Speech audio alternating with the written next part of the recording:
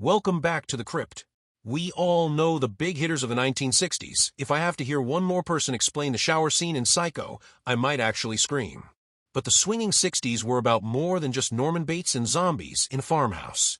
It was a golden era of Technicolor Gothic madness, stylish Italian mysteries, and radioactive absurdity that most people completely slept on. Today, we are digging up 5 neglected gems that are weird, wonderful, and definitely worth your time. Put down the rosemary beads and grab some popcorn. Let's get into the deep cuts. American scientist Stephen Reinhardt visits his fiancée's ancestral estate, Arkham, only to find her father, played by the legendary Boris Karloff, acting incredibly shady. The old man is wheeling around in a chair, ranting about a curse, and refusing to let anyone leave. It turns out a radioactive meteorite crashed nearby, mutating the local flora and fauna into a glowing, neon nightmare that looks like a rave gone wrong. The basement is full of pulsating goo, and the family servants are barely holding it together. As Stephen investigates, he realizes the radiation is slowly transforming the inhabitants, leading to a fiery, chaotic climax. It is a loose adaptation of Lovecraft's The Color Out of Space, but with way more screaming and Technicolor madness. It is a B-movie delight where science and superstition clash violently, proving that visiting your in-laws is always a terrible idea, especially when they are radioactive.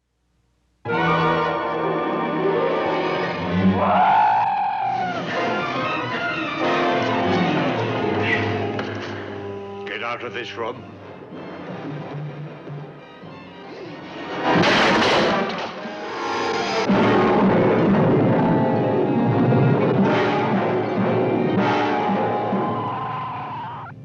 What was that?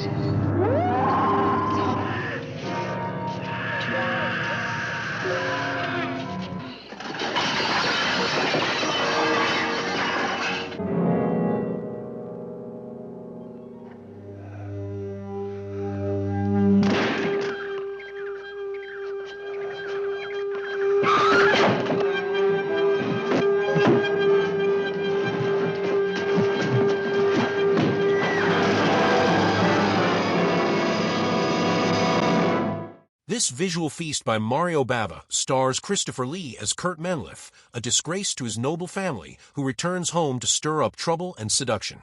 He is promptly murdered, which is honestly the most polite thing he does in the entire movie. However, death does not stop Kurt from haunting the castle, particularly tormenting his former lover, Nevenka, with a very specific brand of ghostly sadomasochism. The film is drenched in lush colors and gothic atmosphere, turning a murder mystery into a psychological dream about obsession and guilt. The chemistry between the living and the dead is uncomfortably palpable, creating a tension that is thicker than the castle fog. It is a beautiful, scandalous masterpiece where the whip cracks just as loud as the thunder outside. You will come for the ghost story, but you will stay for the incredibly stylish, toxic relationships on display.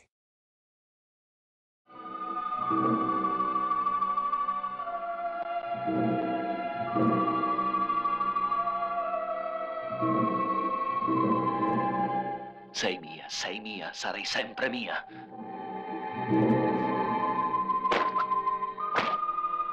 Io sono ritornato per te. È la vendetta di Kurt. Uccidere tu. Rispetta almeno il mio dolore. Mi libererò di te.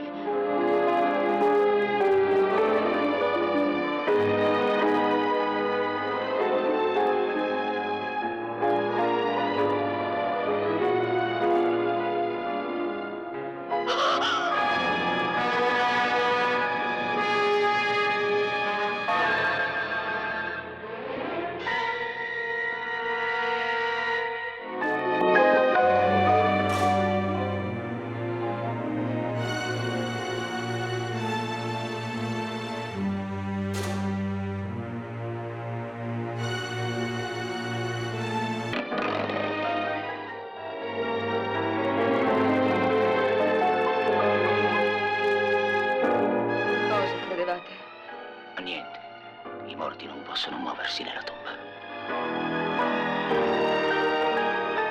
Ti faccio paura? Eppure una volta ti piacevo. Ti è sempre piaciuta la violenza.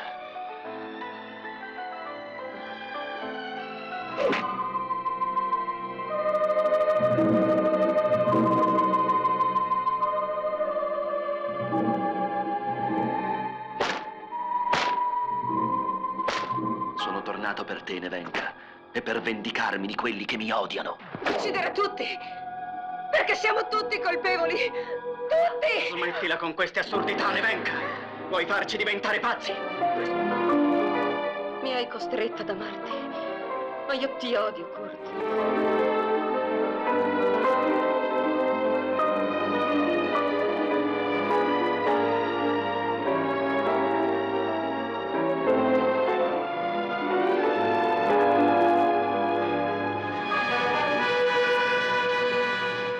Despite the misleading title, Count Dracula is taking a personal day, leaving the vampire-hunting duties to the incomparable Peter Cushing as Van Helsing. He faces off against Baron Meinster, a blonde, handsome vampire who is kept shackled by his own mother to protect the village girls. Naturally, a naive schoolteacher releases him because common sense is rare in Hammer films. The Baron immediately goes on a biting spree, turning the local ladies into his personal undead entourage. Visually stunning and packed with action, this sequel proves you do not actually need the big guy himself to have a great time. Cushing is at his absolute peak here, curing vampirism with cauterization and leaping onto windmills like an action hero. It is a vibrant, energetic gothic romp that delivers classic chills, proving that bad boys with bite issues have always been, and will always be trouble.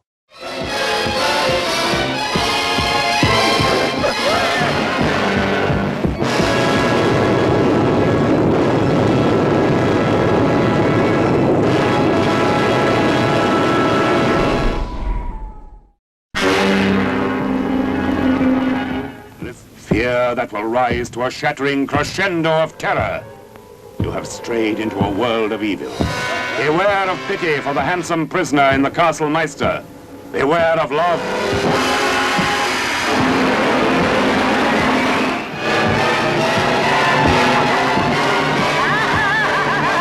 Also starring Frida Jackson as Greta, who served the vampires with insane loyalty. Martita Hunt, the Baroness, victim of her own son. Beautiful Yvonne Monlore, France's latest sex kitten, as Marianne, whose beauty was her passport to the twilight world of the undead. David Peel as the Baron, blindingly handsome, yet his kiss transformed the most beautiful girls into monsters.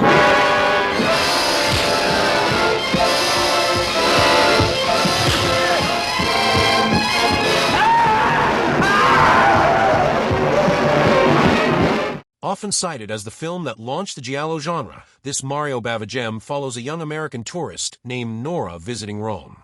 Her vacation goes south immediately when she witnesses a brutal murder on the Spanish steps during a stormy night. Of course, she gets knocked out, wakes up, and nobody believes her story, blaming her active imagination and a mild concussion. Nora decides to investigate the crimes herself, stumbling into a series of killings dubbed the Alphabet Murders. It is a stylish noir thriller with comedic undertones, bridging the gap between Hitchcockian suspense and the bloody slashers of the 70s. The black and white cinematography is crisp, the tension is tight, and the protagonist is delightfully overwhelmed by everything. It is a perfect snapshot of 60s paranoia, where every shadow holds a killer, and every Roman holiday inevitably turns into a desperate fight for survival against a maniac.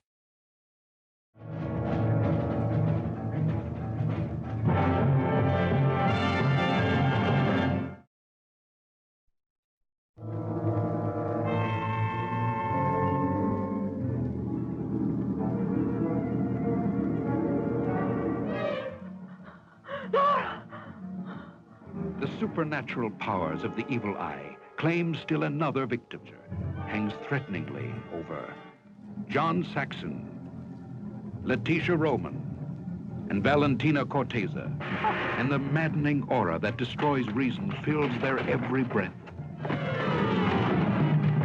Miss Drawson, have you ever seen a murder before? I don't know what you're trying to do, but I know that you're involved in this.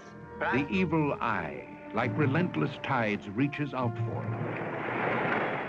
And they while the evil eye watches their every kiss and invades their subconscious.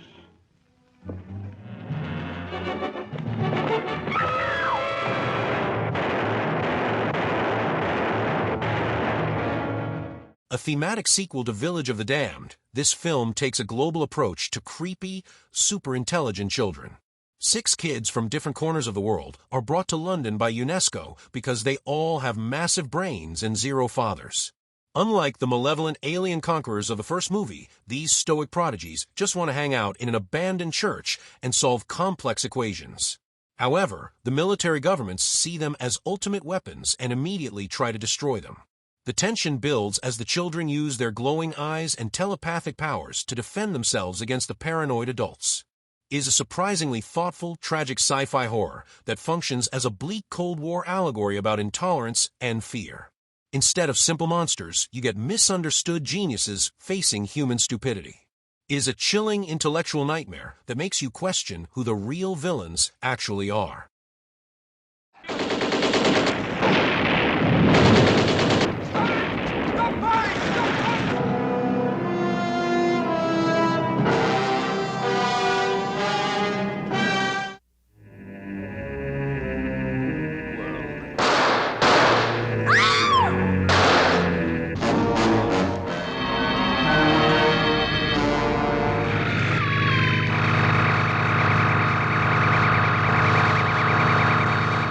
They actually be creatures from other planets, centuries beyond us scientifically, invading the Earth disguised as children?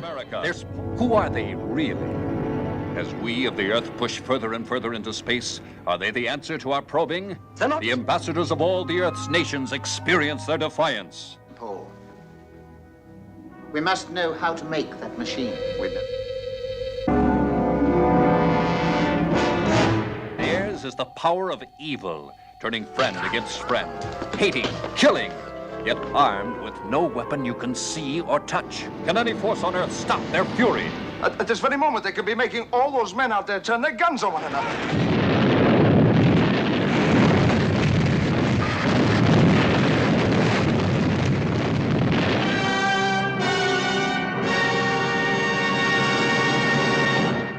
And there you have it. 5 reasons to dust off your VCR and travel back to the 60s.